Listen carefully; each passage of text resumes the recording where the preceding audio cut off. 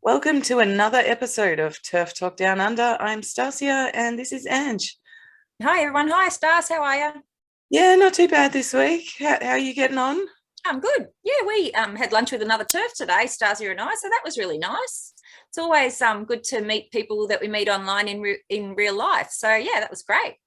Yes, she could turn out to be a VIP TERF, I reckon, this one. Hopefully. Time will tell. Mm. Um, Now, you had a interesting encounter with a story from Yeah. a friend this week. Yeah, I had a friend ring me up and just have a chit chat about what's been happening in his life. And he said that for the first time in a couple of years, his whole workplace got back together after COVID because they've been doing staggered shift and trying not to have everyone in the same building at the same time. Anyway, and he's got like 18, 20 people work in this workplace. And he gets back to work, and two people out of that have transitioned. One, a middle-aged woman, is now non-binary, and another is one of the senior people in his company, is now a woman. Oh, how awful. And I don't really want to say what industry they're in, but it is an industry where these people have to work with families during a difficult time. Customer service, let's say. Customer service. Yeah. And so people will be choosing this person based on their previous identity as a very experienced man, only to have this woman turn up. And he was saying that not only is it really jarring because he's known these people for, over a decade, worked with them, and it's hard to get your head around, and you worry about getting the pronouns wrong and making them uncomfortable and all that, walking on eggshells. But he also says that everyone in the business is really concerned about how that will impact on the business itself, that people go, ugh, because they've got a very unusual looking bloke in a wig, basically, because he's not going to have any surgery or hormones, and he looks a bit. And so they're all really concerned about how that will impact on their business, but they're all speaking in whispers, and they don't want to cause a fuss, and they're all like, oh my God. And everyone is tiptoeing around this dude, and they've created a new change room just for him. So there's the men's change room and the women's change room, and he gets his special change room. And they're all walking on eggshells, and they're all like, worried about the business, and nobody can talk about it. They're talking about it in whispers, one by one. Outrageous. It is outrageous.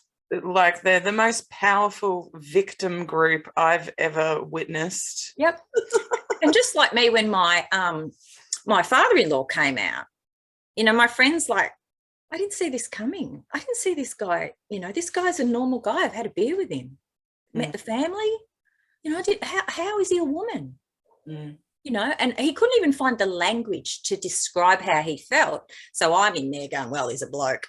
He's probably an AGP. It's a sexual fetish. And I'm trying to give him the language to describe what he was feeling, because he couldn't even articulate it. And there was also, because he's a nice guy, he didn't want to offend. Yeah. And so, like, the impact these people are having is just, and they're making everybody uncomfortable, but nobody is game to say so. And I have heaps of people come tell me, because they know I talk about this stuff, because I talk about it openly. So he's just one of many people that's contacted me personally, because I'm the only person who gets it and who's not going to judge if they say, this makes me feel really uncomfortable. Yeah, I think that's true for so many people. Like, I said this earlier today, they can feel it in the pit of their stomach. There's something not right here. It's really off, but they don't have the language or the concepts yet, or the knowledge. Like the knowledge of autogynephilia, for example, that for me is what put it all in perspective, Yeah. And the whole non-binary, people don't understand it because it doesn't make sense, because you're looking at a woman. Yeah.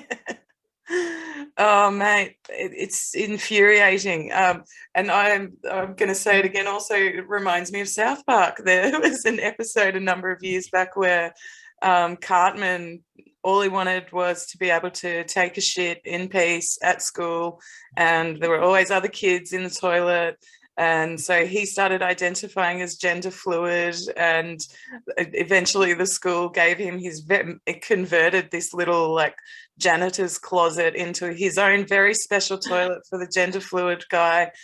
And, you know, it's all scam. It's all scam for special treatment. Yeah.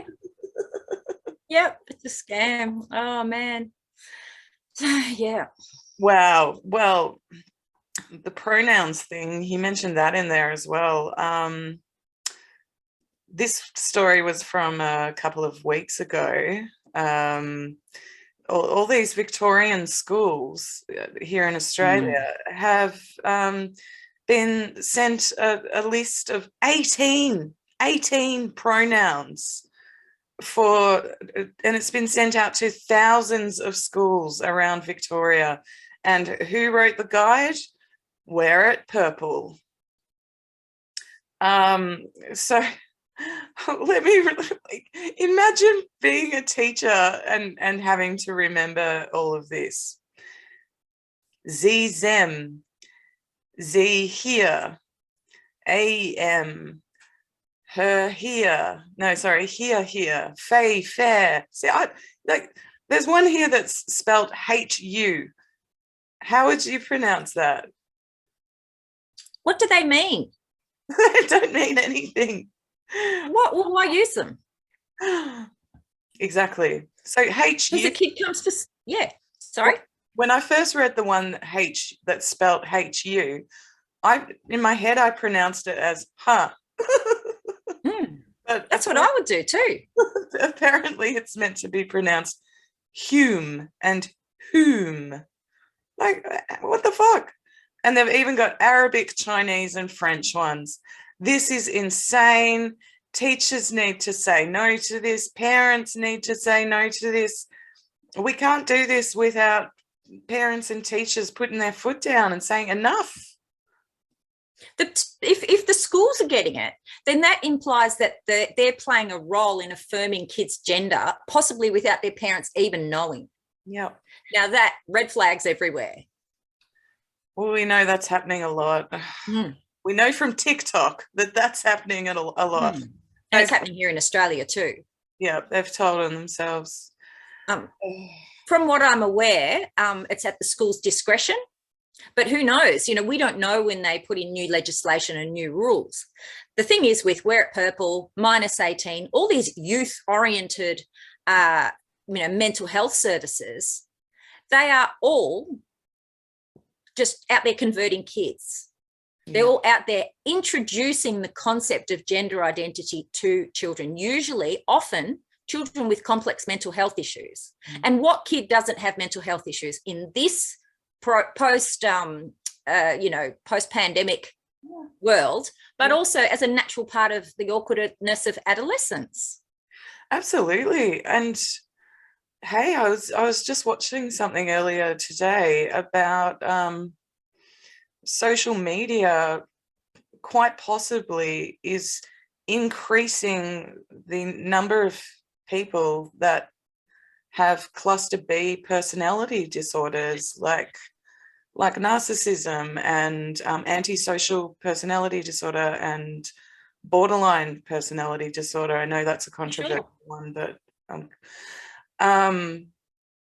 because you know that their life is filtered through social media. And false affirmation from, strangers on the internet. It's a powerful drug. Mm-hmm. And for people with low self-esteem or with mental health issues, they can create a persona, which is what's happening with the trans stuff, that gets the attention that maybe they're not getting at home. Yeah. Oh, it's scary stuff. We're in for a bumpy ride, I reckon. Certainly are. When this generation gets into power, fucking hell, it may well look very much like totalitarianism. Well, the boomers aren't all dead yet, so Generation X is up next, and I'm part of that generation. So we'll see. Maybe we can nip this in the bud. Hope so. We don't take a lot of shit, Gen X. We need to take all these kids and make them work on cattle farms or something for Make them pick fruit for a year. That, you know, Um, farmers are always looking for fruit pickers. Yeah, but it's been an interesting week. Some of the local militant trans activists have been in the news. There's our chest feeding buddy, and also old mate Roxy Tickle has been in the news because they're lobbying to have the words same-sex attraction removed from our language because it's offensive to transgender people. Was there an article on that? No, he's just been tweeting it madly, but it goes in with what the ABC did, and they apologised for using the term same-sex attraction at Mardi Gras, which is a gay and lesbian event. Yeah, so there's this real push by the transgender community to remove same-sex attraction from language because it's offensive, and they're not hiding it.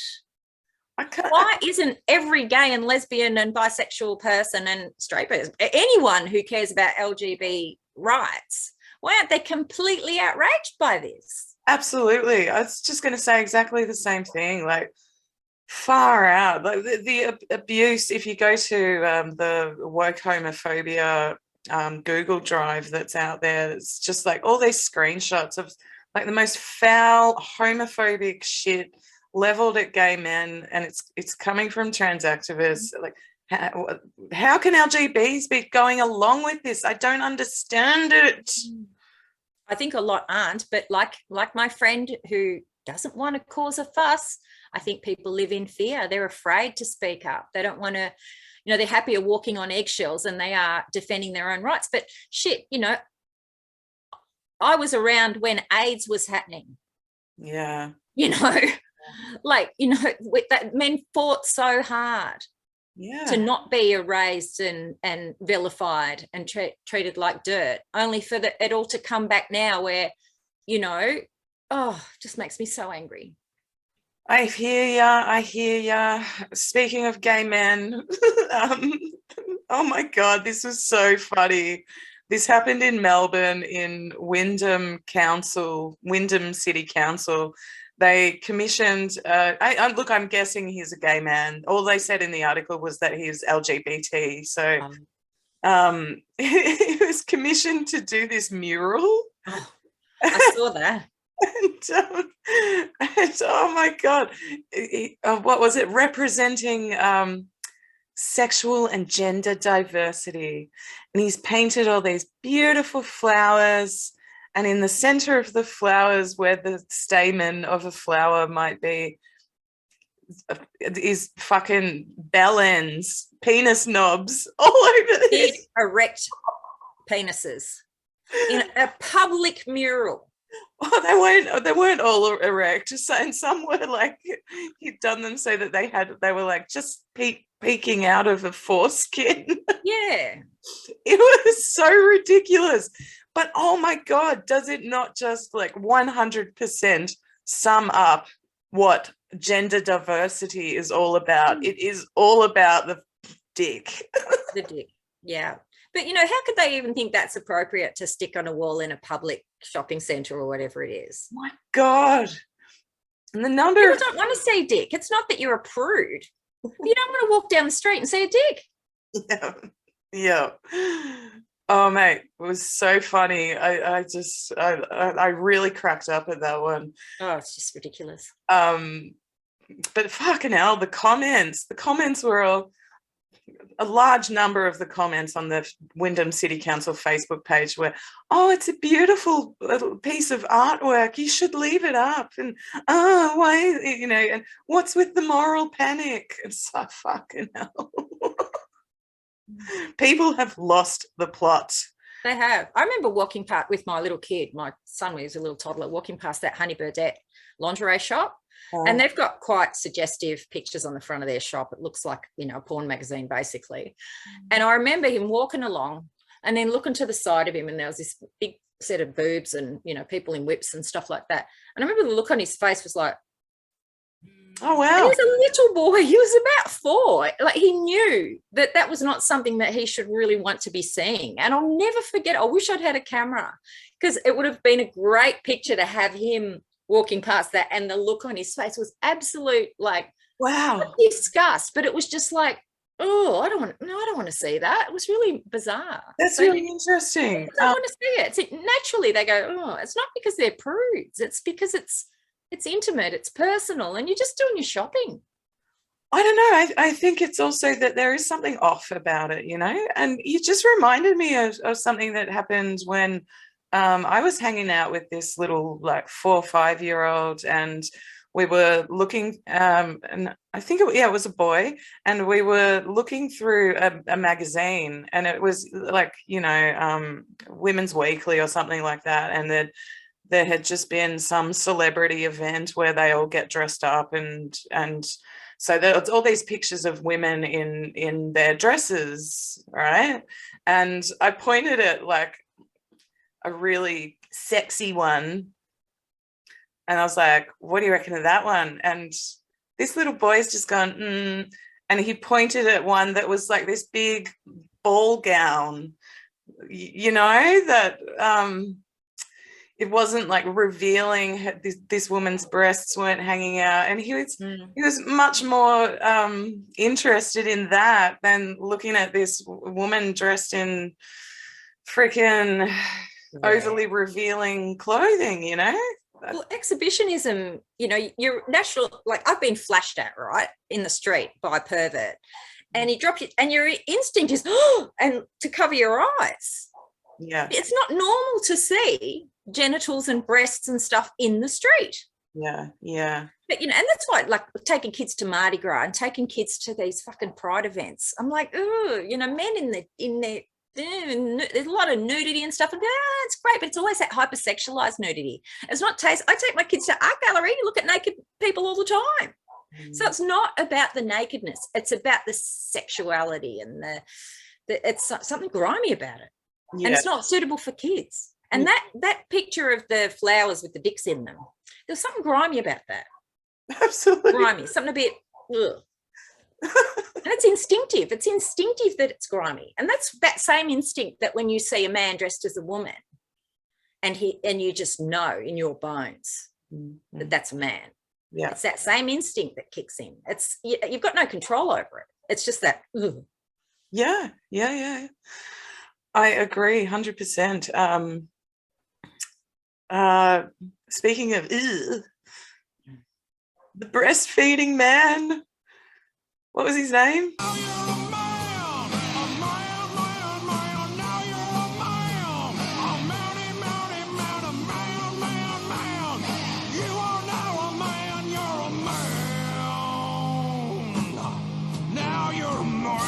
Our guest has arrived, so I'm going to bring him in. We have a very harrowing story from tonight's guest.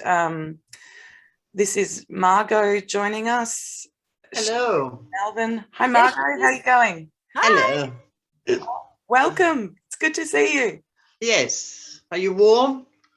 Yes. Not really. Yeah, I was just saying, yours is quite a harrowing story. So why don't you tell us, you know, a bit about yourself and where you live and lay it on us?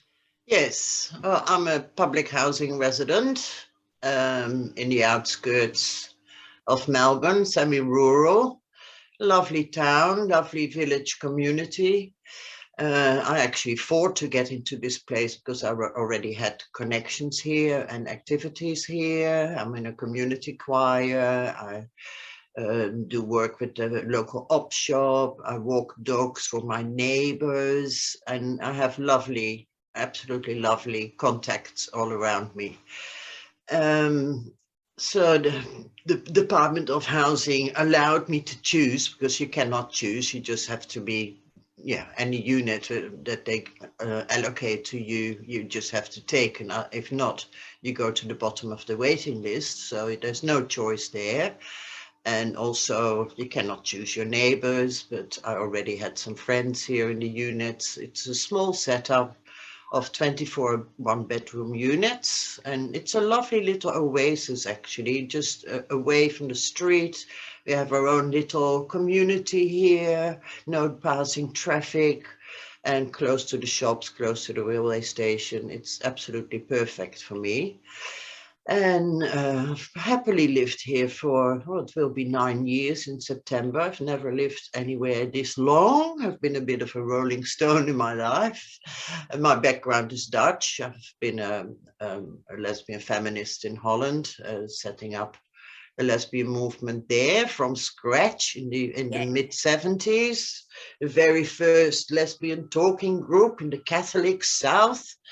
Well, I was working for a gay and lesbian organization. My first sort of steps after I accepted who I was and coming to terms with that I didn't call myself a lesbian then. It was still, I was a homosexual woman.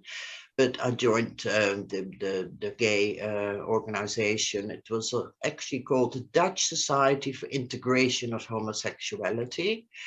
And they were all so tired that they were very happy to take me and my girlfriend on. And we were all gung-ho. We were so ready to find community, coming out of isolation, having no role models. We literally had to invent ourselves from scratch as lesbians.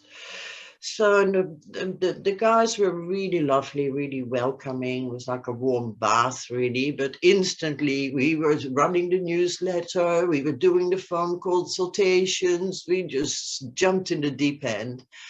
And and then started the very first lesbian talking group. And women came flying out of their houses until it got too much for the boys. It got a bit overwhelming, and in the end they actually kicked us out because the lesbians were taking over. But it was all about women coming to terms with their sexuality, and lots of talking, lots of analyzing, lots of looking at our parents too. A lot of us had lost our families, lost our religious communities. I was raised Roman Catholic and literally lost everything when I came out, including my nursing job. I was sacked by Catholic nuns when they found out I had a girlfriend. And yeah, we all came with a story, and from isolation too, and really needed to create women's community, and that sort of yeah, evolved into joining with the political feminists together, and then the women's movement, women's liberation movement, sort of really exploded there in the South. It was like everybody was waiting for it, and then first Liberation House opened, and it went from there. It was a very yeah, innovating time, really celebrating that women finally got together and dances and got involved in politics and lots of discussions. God, we talked so much and really analyzing society and our role in society. And it was not just lesbians, there were lots of housewives coming there and older women. They started the radical therapy groups, all sorts of courses. First course is how to say no, because no woman could say no. That was really the first course that we started to run. Self-defense. It was just, yeah, very, very important time. And I moved on from there to another city, a university city that was more radical, and joined into setting up women's cafes, women's bookshops, lots of yeah, work, analyzing work, doing manifestations in the street theater. I could write a book about it, and I will. But yeah, I'm thinking over the time here, what happened here, because and the whole trans debate as well. And actually, last night I thought back when I first was confronted with, well, transsexuals, we called them then, that they actually started to come to our places as well. And it goes, for me, it goes back to 1979. that I was in a national meeting in the Women's Liberation House in Amsterdam with all representatives from the whole of Holland. About 60 to 80 women were sitting there. And I went there with a friend of mine who was setting up a women's health center to talk about setting up more women's health centers around the country, because we felt that also doctors were abusing us and we had no power in how we dealt with our health. We had no say, that they had that sort of hierarchical,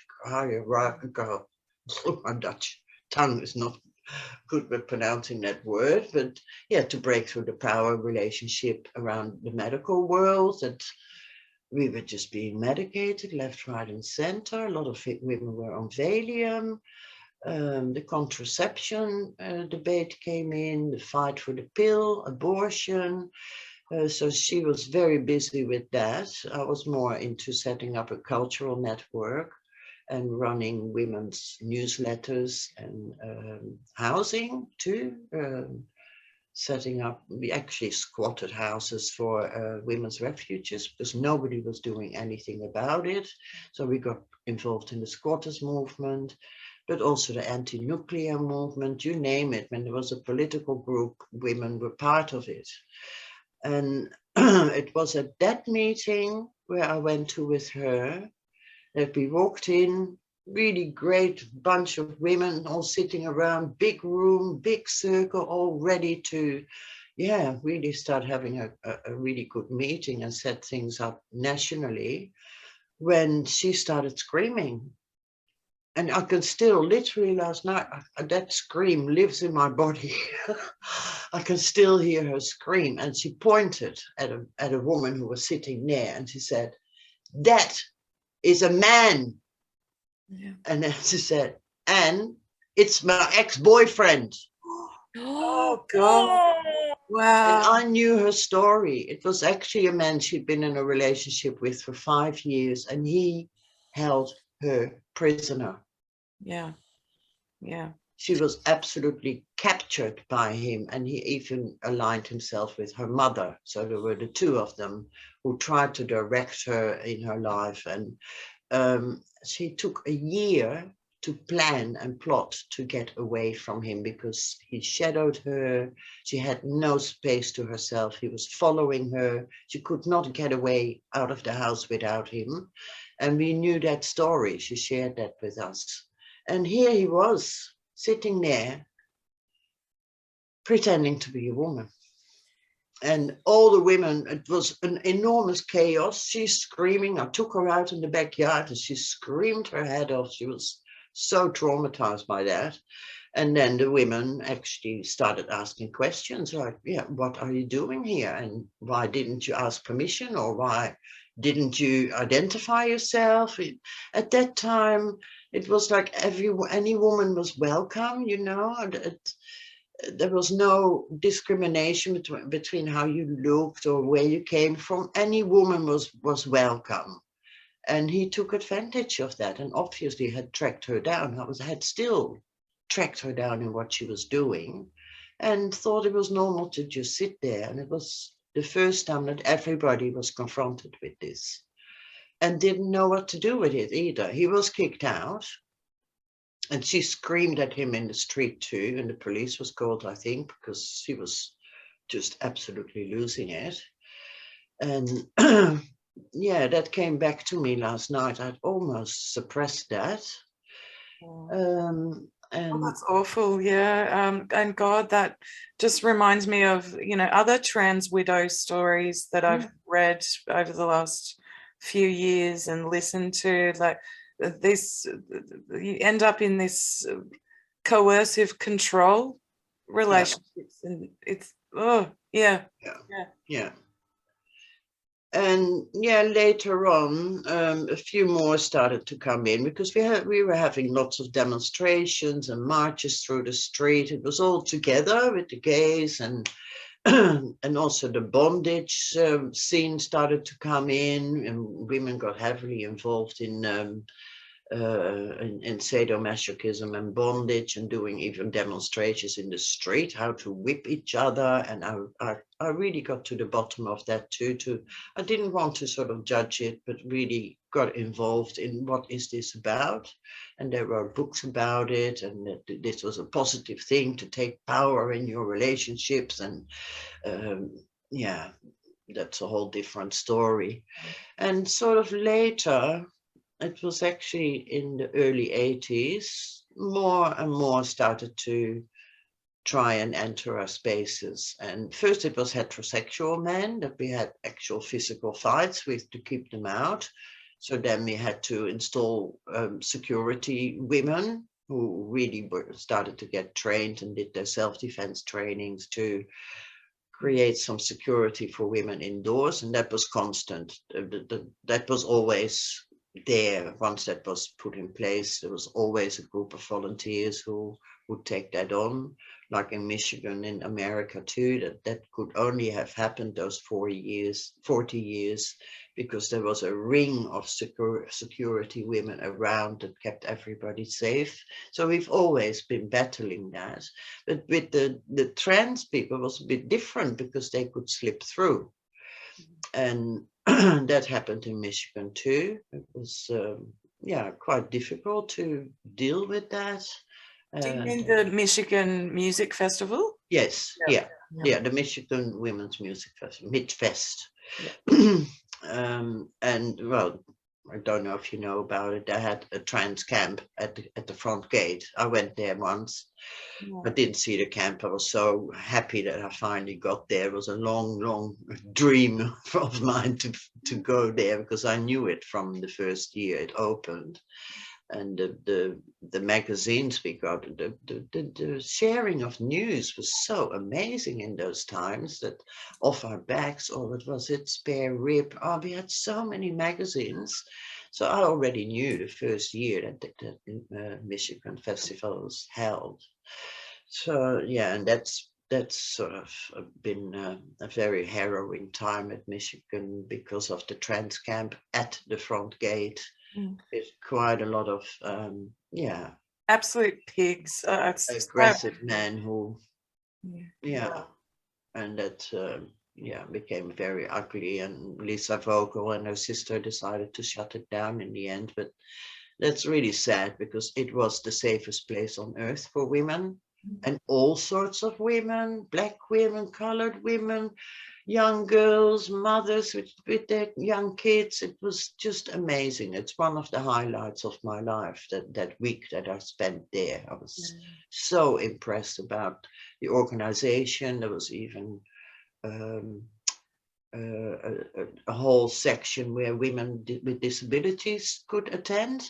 I even literally saw a woman being rolled in her bed with all her support stuff all around us. And there was a whole camp with all the equipment and all the nurses with knowledge who supported them in their illnesses, and women in wheelchairs with upturned carpets on the ground so they could easily be rolled around. I was so impressed with that, that nobody was left out, really.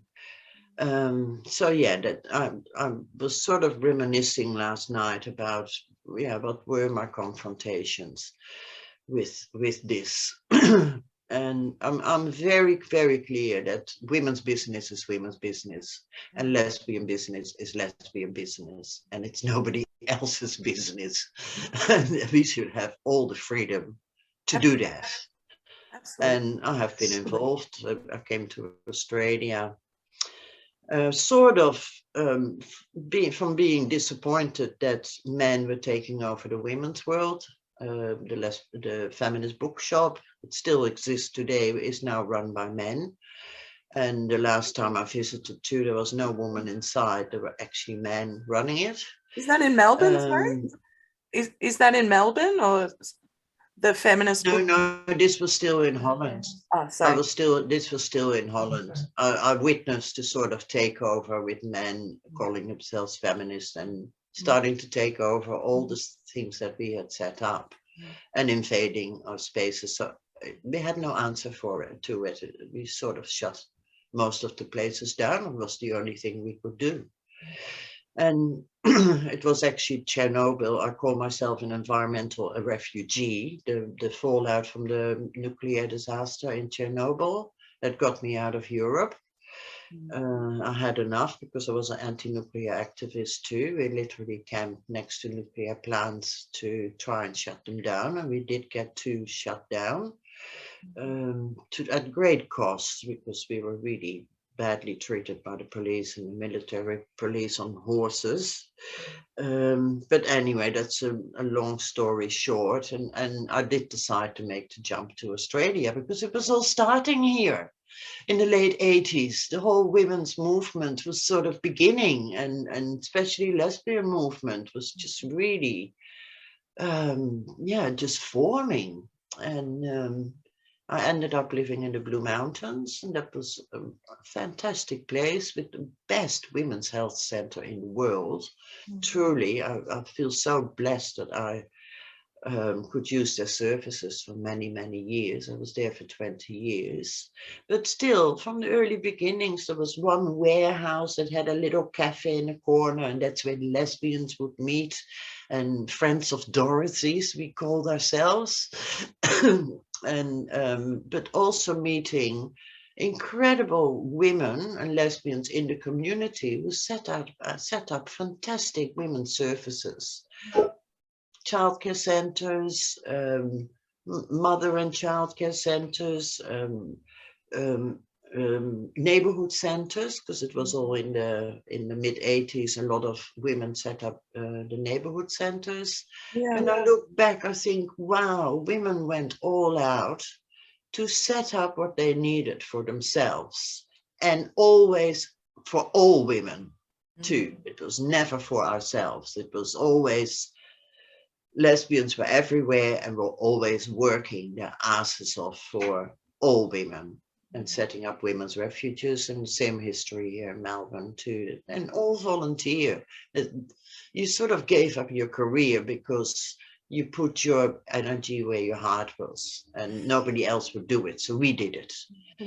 And hard work, really hard work, but also it paid off because we could use those services ourselves, and next to it then had our women's dances, and bushwalks. Was a very, very thriving bushwalking scene in the Blue Mountains where we could meet up. And so yeah, that not much of that exists anymore either.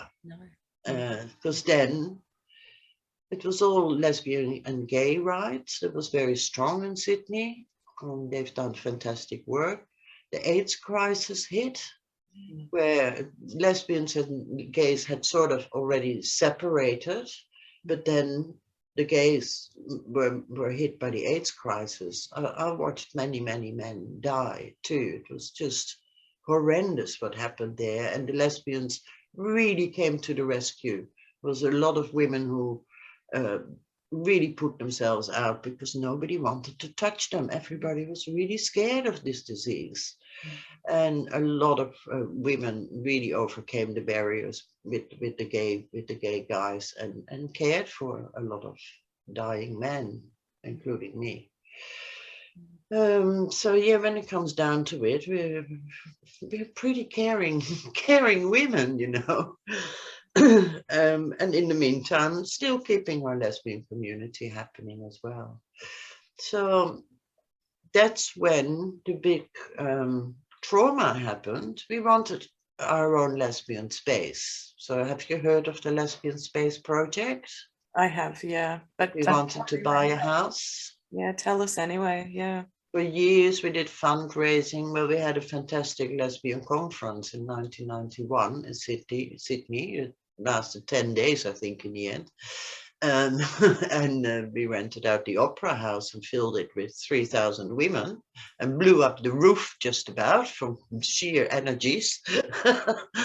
And that brought also a lot of women out of the woodworks, and helped them overcome barriers to really enter this space and become empowered and affirmed by each other.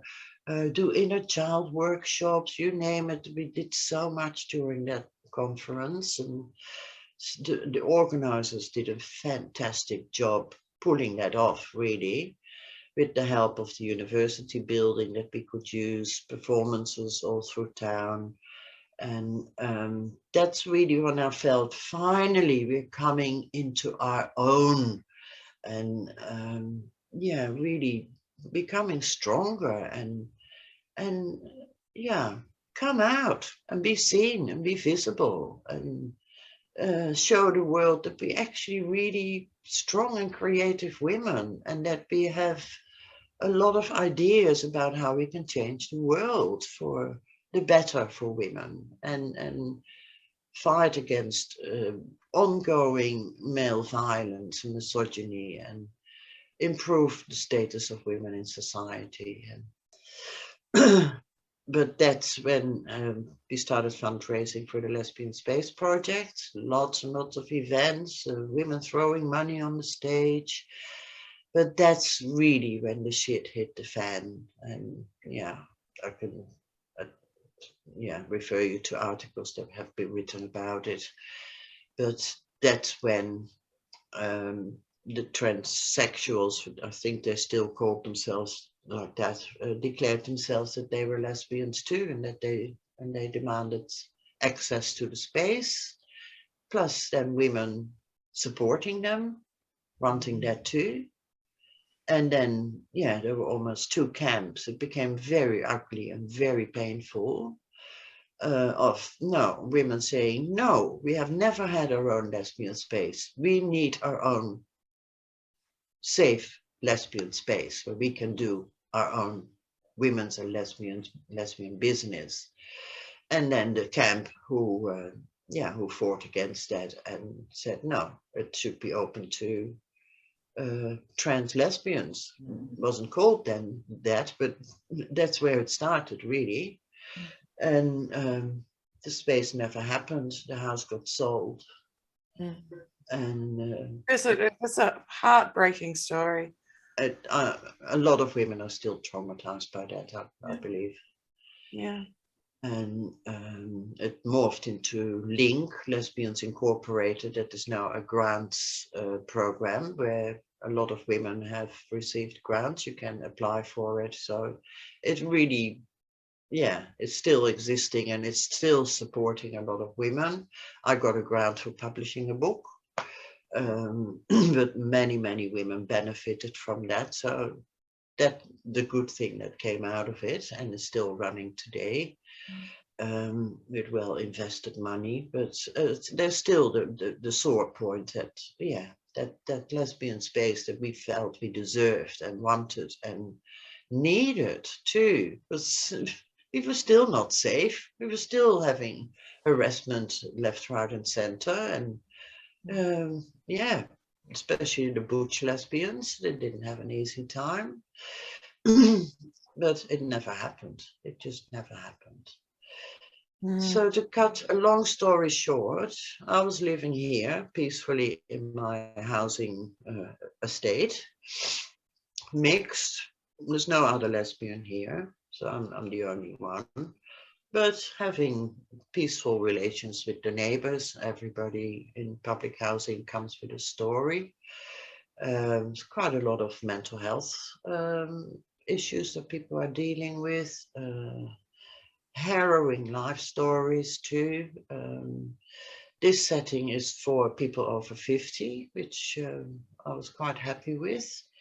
And it's 75% older women over 60, and a couple of men, about 5 live here.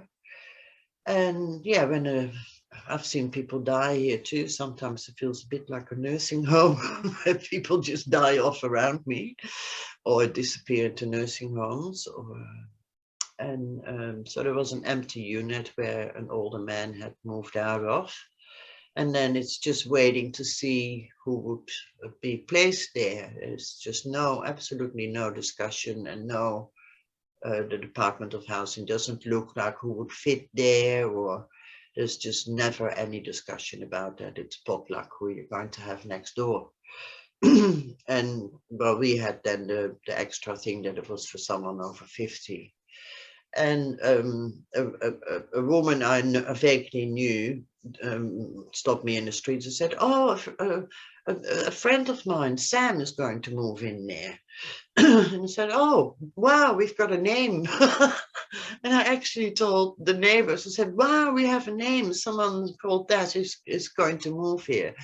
And okay, yeah, so they could prepare themselves a bit, because there's 3 women living. I'm a bit away from that section. So yeah, one day this man arrived, and yeah, people were welcoming. He'd been living on the streets, been homeless for a long time, had no furniture to move in to speak of, and so people started giving him things, very welcoming. Friend from across the road picked some garden produce from our garden, left a box in the front of his door with a welcoming card. That's the community I live in here. And slowly but surely, the unit started to be transformed with lots of fairy lights outside. I thought, oh, cool. A guy putting up fairy lights, great. But then lots of floodlights were set up into the trees, more and more lights. The whole unit got surrounded with floodlights, and the neighbors were getting a bit worried because they were all on all night. And then also people started to arrive at all hours at night, and they live in very close proximity there, that people literally have to walk past women's bedrooms, windows. We all live very close to each other here. And they started to get a bit worried, like, whoa, I go to bed at 10, but that's where the neighbors started to live, you know. And lots of noise, complaints, and they were quite reasonable about how they approached that, as they told me. But it sort of increased from there, that there was more noise. And also we started to find out that this guy was starting a prostitution business, that people were literally driving up the driveway, parking cars, and he would switch a light to let them know whether it was safe to come in or when it was their time to come in. And we slowly started to get the picture that there was quite a disturbing scene evolving here.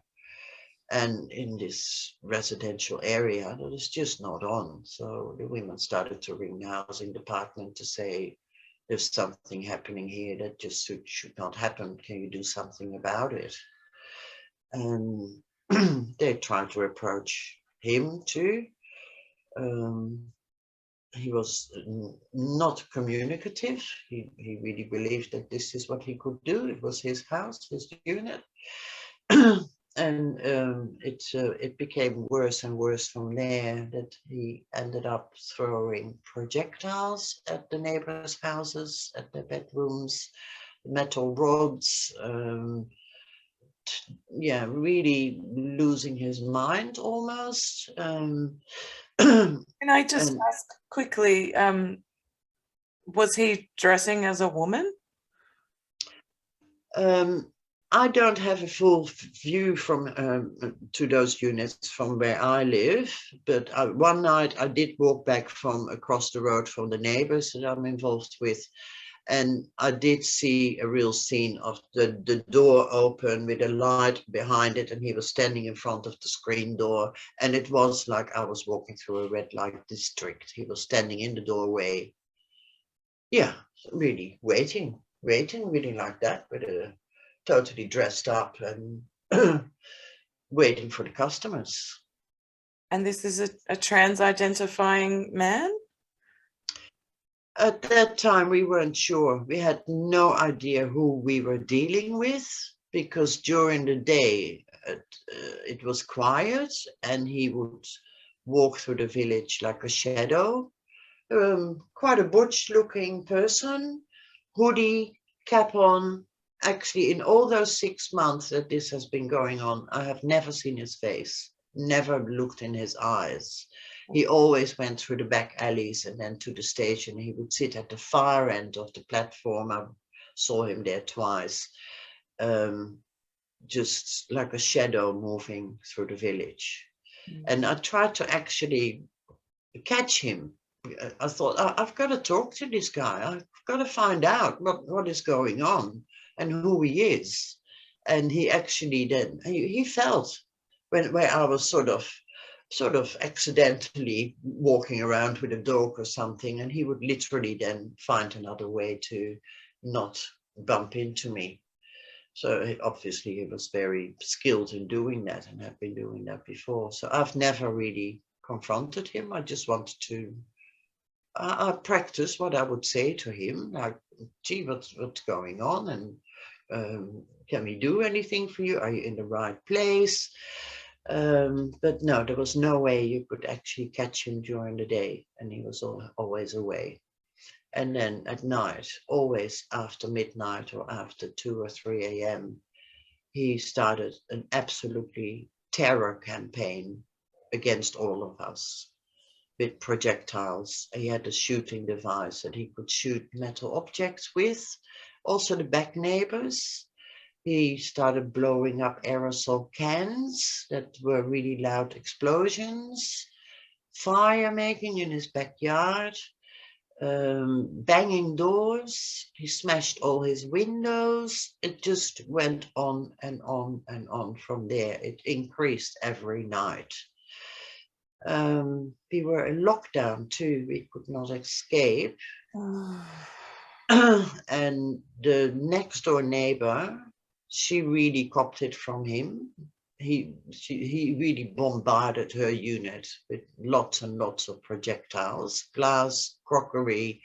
It was like a tip around there. Everything was broken glass, batteries, all sorts of objects he shot at her. And also he stood next to her bedroom one night, in detailed whispering, telling through the window how he was going to rape her. And that's when all those women over there got onto the Department of Housing and started ringing like crazy, and ringing the police, ringing the fire brigade, ringing the ambulance even. I have never seen so many police arriving here, and fire brigade, ambulance. They really got sick of it too, hundreds of times, really hundreds of times. Every night, every day, those women kept ringing the housing department.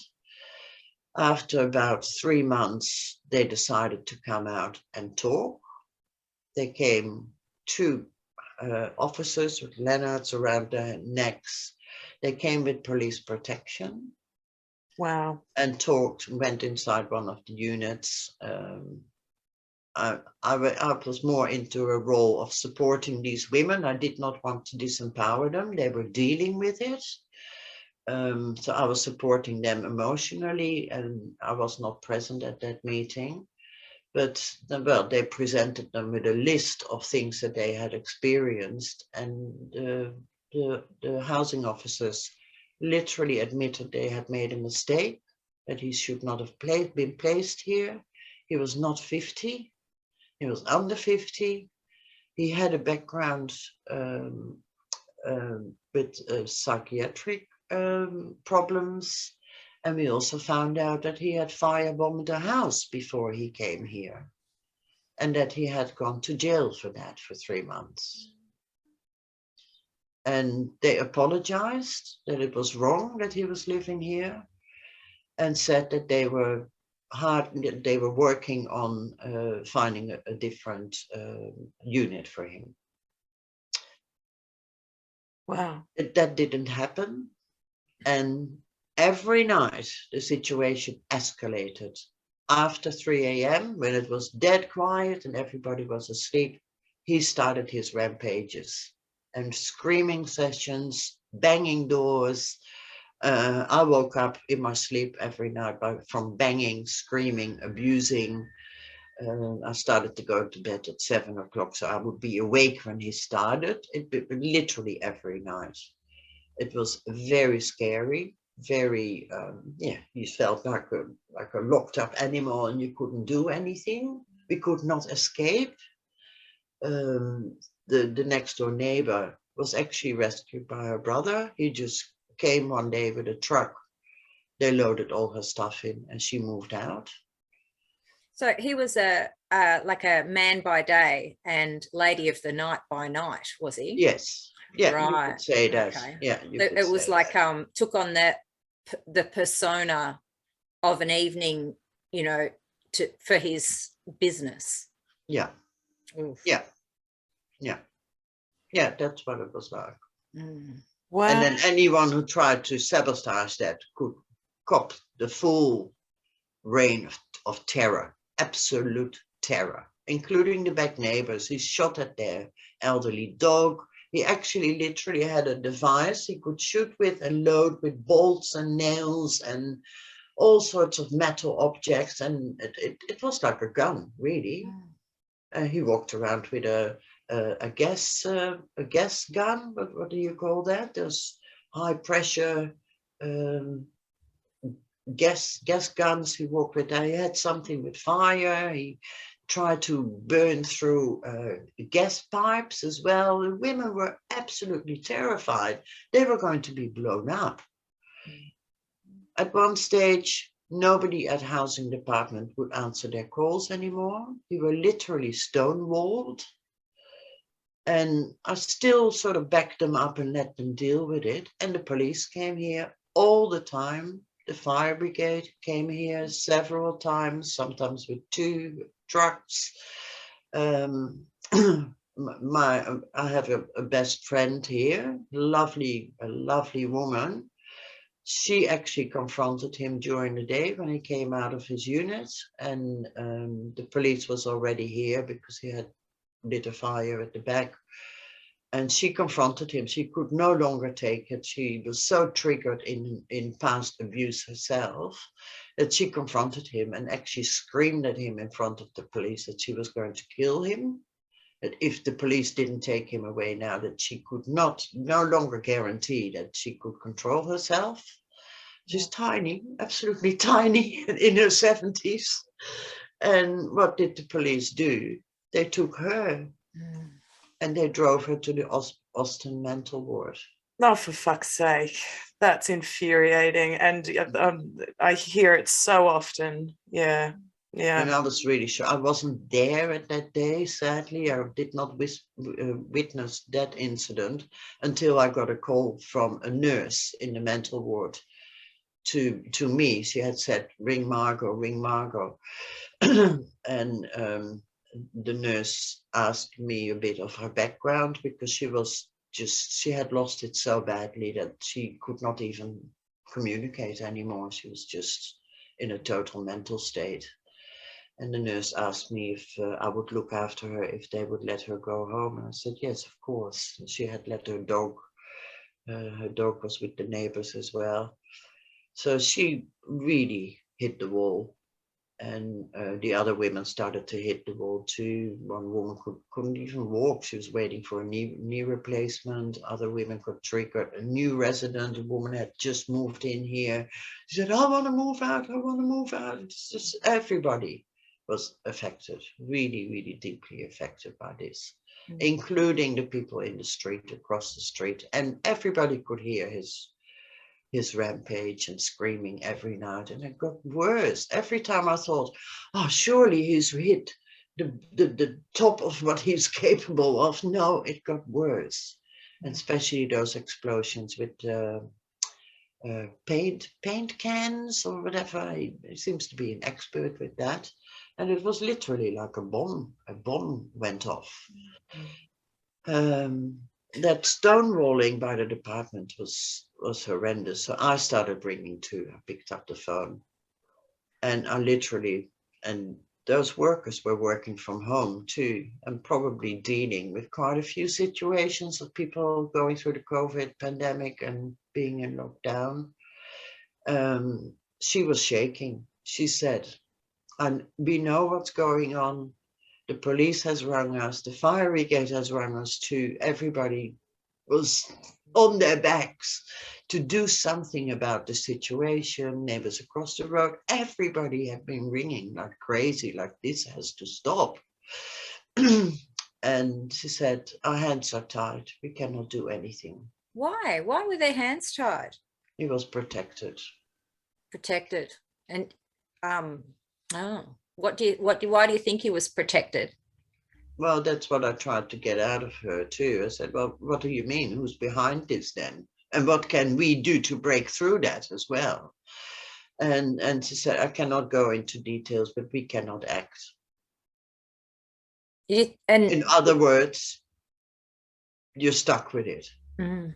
So was he trans-identifying as far as they were concerned? Did they know about his alter ego? From this friend, or is my only source of information, it changed when he was in jail. He started to identify when he was in jail, because he said, oh, it's so strange. And he came out and he told everybody he was a girl. Not a woman, but a girl. Mm. And she said, oh, that's a bit strange. So he identified as a woman when it was convenient for him, like when he wanted to turn tricks, or when he wanted special treatment from the department. But the rest of the time he was happy to use the privilege of walking through life as the man that he was. Yes. And going unnoticed. Yes. Well, people knew him from sitting at Coles because he was begging for money there. Mm. He was quite known from sitting there with a little plant. Hello, I'm homeless. He even did that while he was living here. He sat there with this little board. Oh, hello, I'm homeless. I've had a hard time. See, this is the problem. This is the problem with self-ID. This is my big argument, that it will be abused by men. It will be abused by people like with mental illnesses. Yeah. If they know that all they need to do to get special treatment is to say, well, I'm a woman. Yeah. Then they will abuse it. Yeah. Well, he literally has said that to her when she bumped into him on the street. And said, well, what's this business with a girl? He said, oh, well, I get better services. I get special treatment. He literally actually said that. And she came to me and she was really upset about that. And then her penny started dropping too. She was piqued because she knows nothing about all this business. She's in a totally different world. But he literally let that out. He literally confirmed that. And sorry, did he say that? He said that to one of the housing workers, or no, to this friend, to my source of information, who knows him from a different suburb. Okay. Yep. Yeah, not really good friends, but she knows him from the street life. And we've only got about another 5 minutes left, Margot. So okay. Yeah. Well, to make a long story short, because I'm very activated, and the PTSD is working too, because I've had a really bad night last night over this. I rang the ombudsman. I had enough. I thought I need to start find someone who can take action. Had a 1 hour talk with a woman at the ombudsman. Why are they called ombudsmen? She was going to contact the housing department, rang me back 3 days later and said, yes, they've sent us a letter that they are very busy finding him a different place. And then nothing happened. And the story just continued. It continued terror, absolute terror. And being locked up, he could not escape.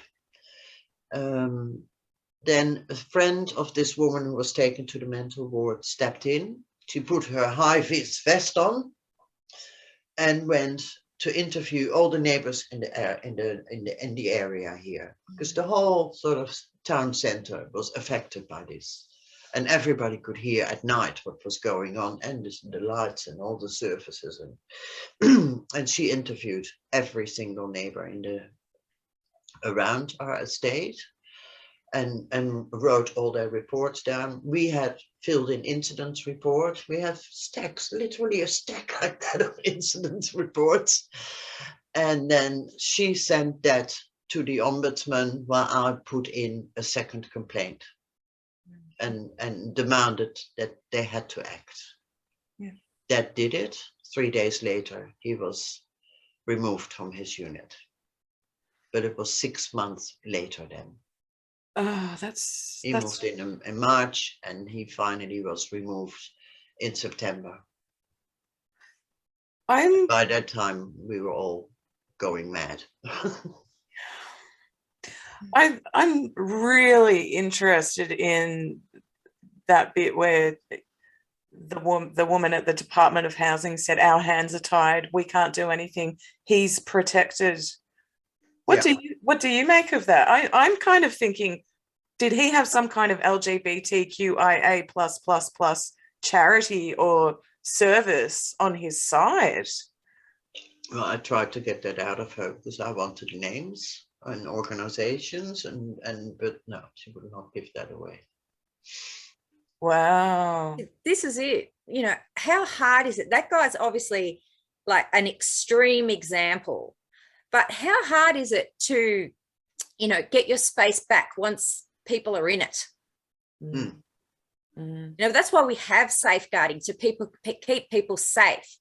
Yeah. You know, if you know, a space is invaded by someone and they're dangerous, it's easier to keep them out than it is to get them out. Yeah. Yeah. Well, obviously, this is a person that nobody knows what to do with. And he has some kind of power too, because he must have been winding people around his finger. And and they were shaking. The workers at the housing department, they were literally shaking. They were at their wits' end. They didn't know what to do. Well, he's got multiple oppressions. One, he's got a mental illness, which is very, you know, you can't be mean to people with complex mental illnesses. And if he identifies part-time as one of the rainbow, then he's extra special. Yeah. So he's, you know, has more power than normal people. We even heard that when he came out of jail and he nearly killed someone with that firebombing. There was someone in that house. That he was picked up by a service, I don't know the detail of it, who drove him straight here. Oh my God. Oh my God. Jesus. I found that out later. Did you ever consider going to a current affair or something with this? I want to sue them. I want to sue the housing department. But when you've been terrorized for so long, you have to do self-care first. That's what I feel now. And even now, I've been talking to a few neighbors. They were triggered too. That one woman said, "Oh, I'm still terrified that he'll be back. And when I hear a noise, I jump." We all jump when there's a big bang happening here. We all have reactions to it. And also the sense of security we had here and safety is gone. It's really gone. We feel quite vulnerable, actually. Oh, so sorry. But yet I want to sue them, really, but that is a really big journey. You have to be strong. I have talked to lawyers. I have followed it up.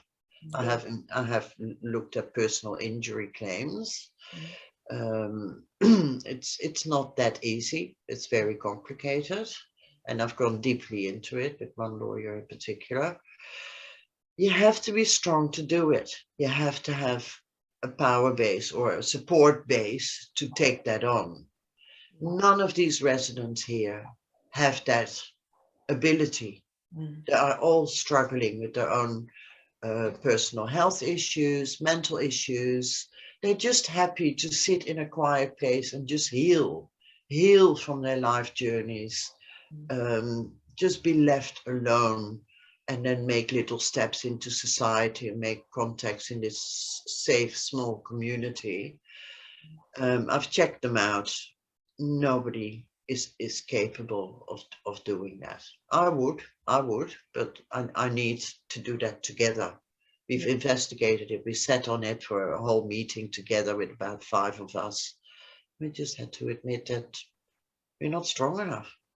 Yeah, it's a big call. But I don't know if it would help to get your story on something like a current affair or something. Yeah, someone mentioned that. Yeah. Well, that's why I went public on Twitter. Yeah. That was my thing. I'm going to throw this on Twitter, and I was in a total state while I was writing all these tweets, but I had to put it somewhere.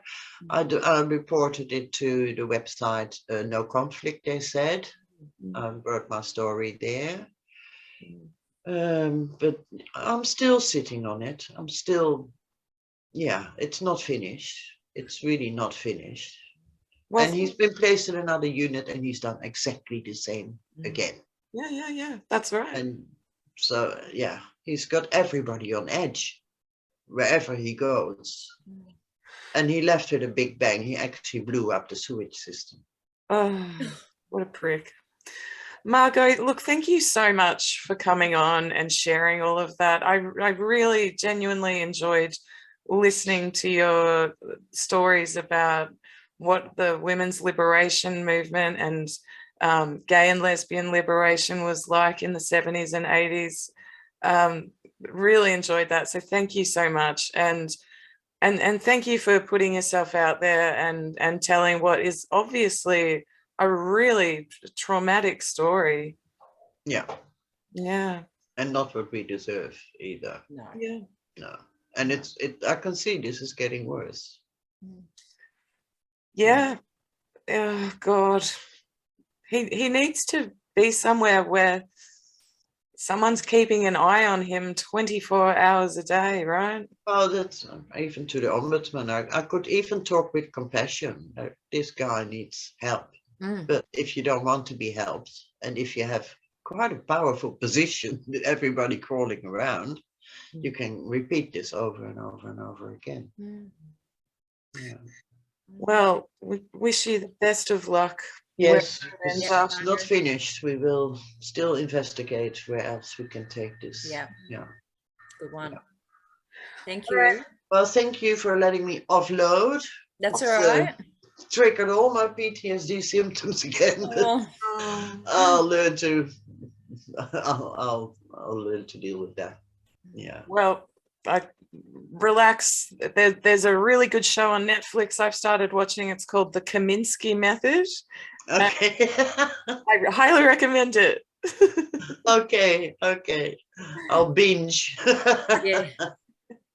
Well, thank you for doing the good work, you Thank two. you. Thanks, Yeah, I really Margaret. admire what you're doing and creating an avenue to get these stories out. Yeah. Thank you. Pleasure. It means a lot. Okay. All right. Keep in touch. Okay, we will. Okay. Okay. Bye-bye. Bye. Wow. No. We've gone way over time. Yes, we have. I don't even care. That was really fascinating to listen to. Oh, yeah. Like there'd be a lot of melancholic lesbians listening, talking about the good old days, some of which even I can remember. You know, it's just sad that this stuff doesn't exist anymore. It's so absolutely heartbreaking. Yeah. Yeah. And that bloke, you know, abusing trans status to stay in that housing unit. Oh, that's exactly what they say doesn't happen. Yep. That's No, right. no man would ever take on a trans identity to turn tricks in a, you know, oh, never. Yeah, we were talking to someone today who was saying that he knows a Thai bloke who is working as a prostitute. He's got fake boobs. He's working as a prostitute to earn lots and lots of money. And he is earning a lot of money because you can make a lot of money as a man with breasts sleeping with straight men, right? And this bloke has told this friend of mine that when he goes back to Thailand, he's going to take his boobs out and live a normal life on all the money he made here in Melbourne. And start a family. Yeah, and have a normal life. So, you know, people like this, and the guy that with this other guy, you know, he's not doing it in an awful way. He doesn't consider himself a woman, but he's taking on that persona of a woman in order to, you know, do this job. And men are going to do that. They're going to take on the persona in order to get their needs met, and they're going to take it off. And that's not being a woman. And yet the law doesn't differentiate, does it? Yeah. And they're going to do it. They're going to do it in sports. If this bullshit with the sports continues, they're going to do it there as well. They're going to do it everywhere. They're going to be everywhere. And then once they're in, they're going to do like what that guy did to Margot's whole unit place. Everyone's going to be tiptoeing around. Oh, you can't let them go.